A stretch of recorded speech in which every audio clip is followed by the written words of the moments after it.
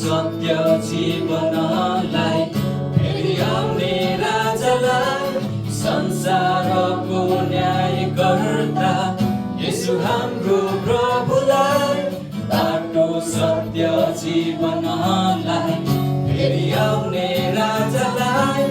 संसारको सृष्टिकर्ता येशू हाम्रो प्रभुलाई